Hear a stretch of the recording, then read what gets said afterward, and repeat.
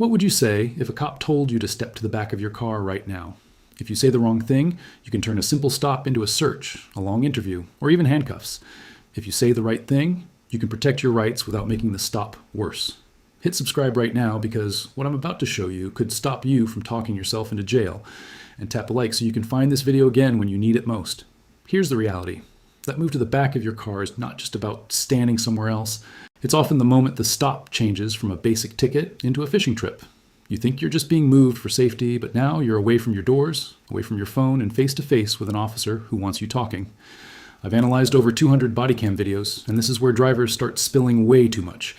In the next few minutes, you're going to learn the exact sentence to say before you move, the line that shuts down extra questions, the words you use if they ask to search you, and the one question that forces the officer to make a choice at the end of the stop.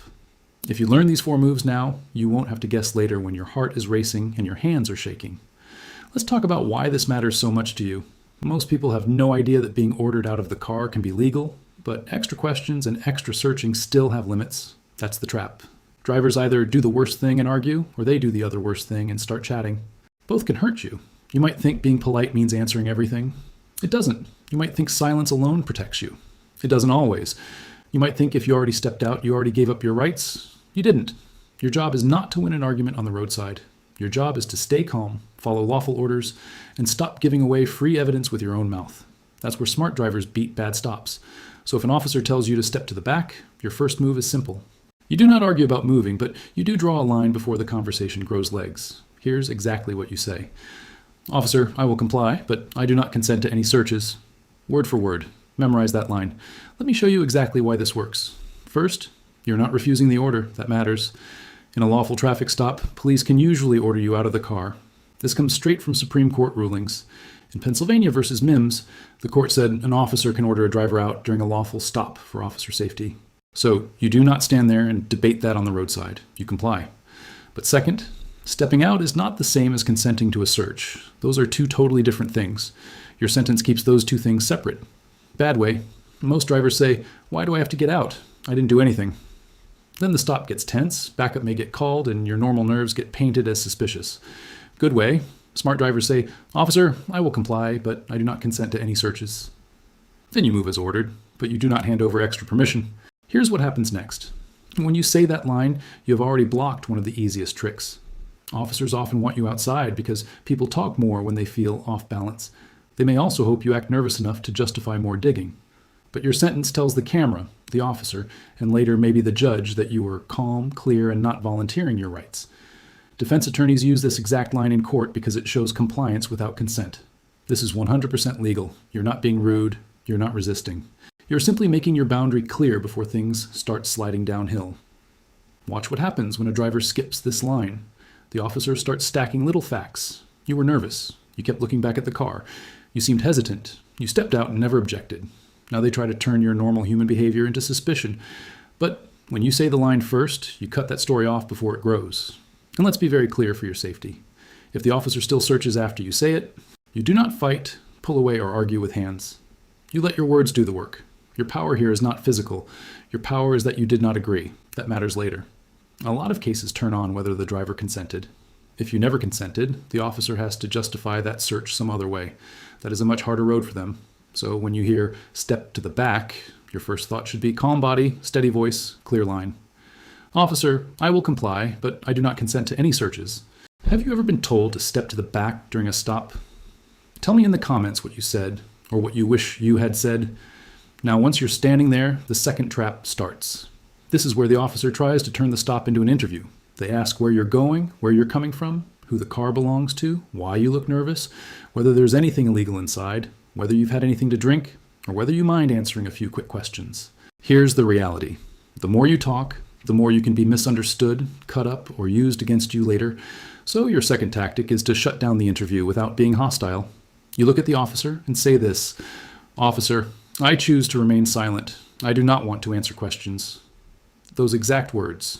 Memorize them too. Let me show you exactly why that line matters. A lot of people think staying quiet is enough. It isn't always. In Berghuis versus Thompkins, the Supreme Court said you usually need to clearly say you're using your right to remain silent. In Salinas versus Texas, the court said silence by itself can fail to protect you in some situations. That means if you just stare at the officer, shrug, or go half silent, you may not be protecting yourself the way you think. Former police officers have confirmed this works because it changes the whole tone. The officer now knows you are not a chatty target. You're someone who understands the line between a traffic stop and an investigation. Bad way. Most drivers say, "I'm just going home. Why? Is there a problem?" There's nothing in the car. Then every detail becomes something to test, twist, or compare. Good way. Smart drivers say, "Officer, I choose to remain silent. I do not want to answer questions." Then the officer gets less material to turn into suspicion. Here's why that matters for you in the real world. People lie badly when they're scared. But even honest people sound messy under pressure. You forget a street name. You mix up a time. You answer too fast. You answer too much. Then an officer says, "Your story changed. Now you're defending words you never needed to say in the first place." And remember, you are not in that moment to prove you're a good person. You are there to get through the stop safely. This is not about being disrespectful. It is about not building the case for them. If they ask for your license, registration, or insurance, you provide those. If they give you a lawful order, you follow it. But if they want your thoughts, your explanations, your guesses, or your nervous small talk, you shut that door. Your mouth is where most drivers lose. You also need to watch the fake friendly version of this. Sometimes the voice gets softer right after you step back there. "Hey, help me understand. Just be honest with me. If there's nothing in there, we'll be done fast." That tone is designed to make you feel like talking helps. It usually doesn't. Watch what happens when you answer one harmless question. One answer becomes 5. 5 become 10. Then your own words are the reason they ask for a search, a dog, or a pat down. So keep it simple. "Officer, I choose to remain silent. I do not want to answer questions." Then stop talking. Now let's talk about the moment your rights get tested the hardest. You're out of the car. You're at the back. And the officer says something like, "You mind if I pat you down?" Or maybe they don't even make it sound like a choice. Maybe they say, "For my safety, I'm just going to check you real quick." Listen closely because this is critical. Your third tactic is not to physically stop them. Your third tactic is to make your objection clear and keep your body calm. Here's exactly what you say. "Officer, I do not consent to a pat down or any search. I will not resist." Say it just like that. That line works because it does 2 jobs at once for you. First, it tells the truth.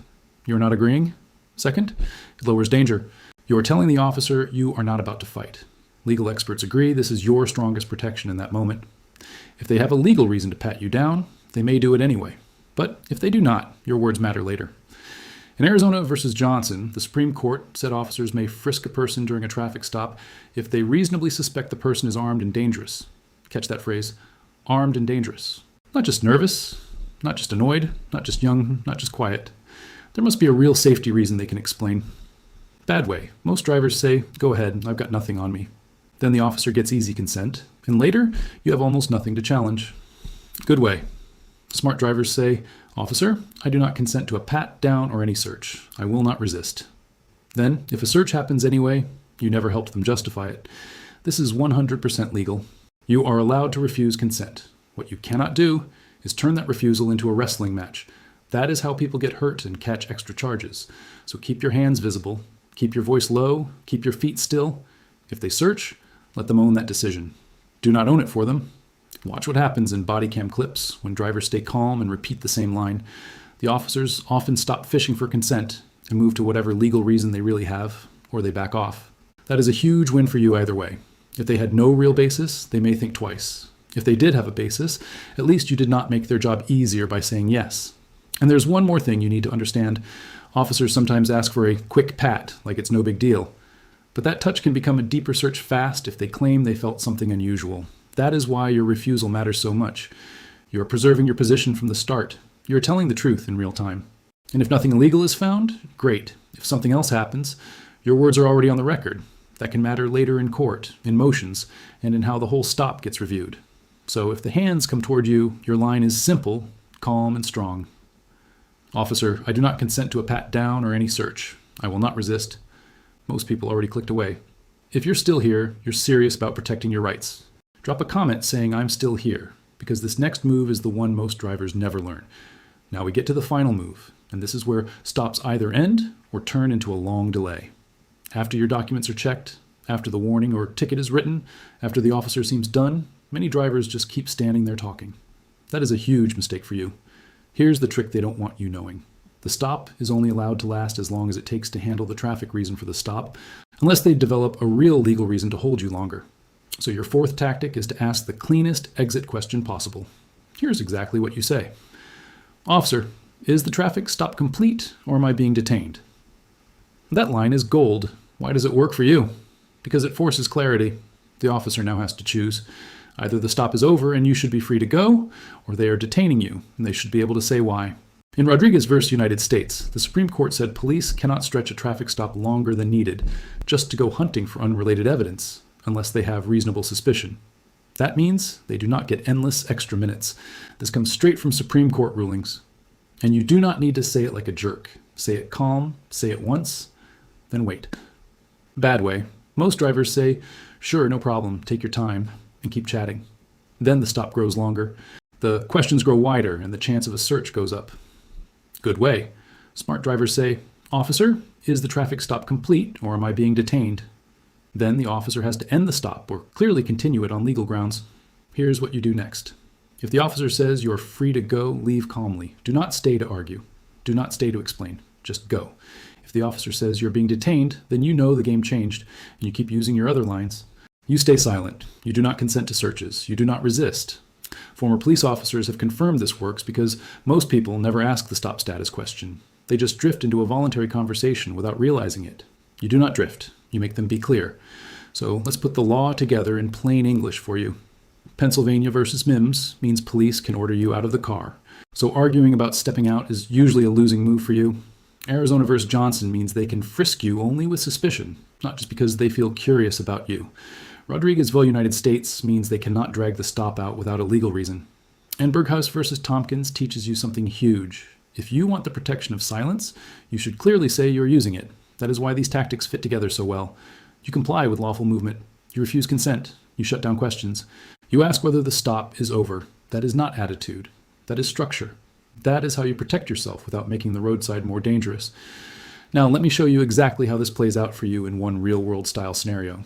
You get pulled over for a broken taillight, and the officer comes up, takes your license, then says, "Step to the back of the car for me."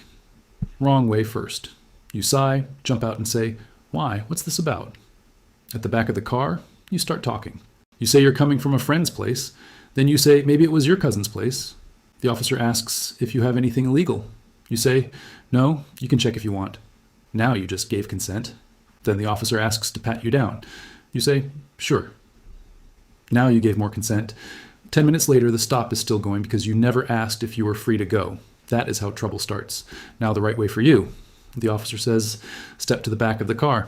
You answer, "Officer, I will comply, but I do not consent to any searches." Then you move. At the back, the officer asks where you're headed. You say, "Officer, I choose to remain silent. I do not want to answer questions." If the officer asks to pat you down, you say, "Officer, I do not consent to a pat down or any search. I will not resist." Then, after the warning is handed over and the traffic business looks done, you ask, "Officer, is the traffic stop complete or am I being detained?" See the difference for you? In the wrong version, you gave the officer 4 extra doors into your life. In the right version, you gave only what the law required and nothing more. Your risk drops. Your words stay clean. Next video, I'm breaking down what to say when cops claim they smell weed. Subscribe right now because that line gets people searched. And if you miss that video, you'll miss one of the biggest trap moments in any traffic stop. So remember this. When you hear "step to the back," you do not argue the move because the officer may legally order that. You protect yourself by saying, "Officer, I will comply, but I do not consent to any searches." You shut down the roadside interview with, "Officer, I choose to remain silent. I do not want to answer questions." You block easy consent to a frisk with, "Officer, I do not consent to a pat down or any search. I will not resist." And when the traffic business is done, you ask, "Officer, is the traffic stop complete or am I being detained?" 4 lines. Simple words. Big protection for you. Hit subscribe so you catch that next video on the smell of weed trick. Smash like if this helped you understand your rights before a real stop happens. And drop a comment telling me which line you're going to memorize first. Stay safe out there.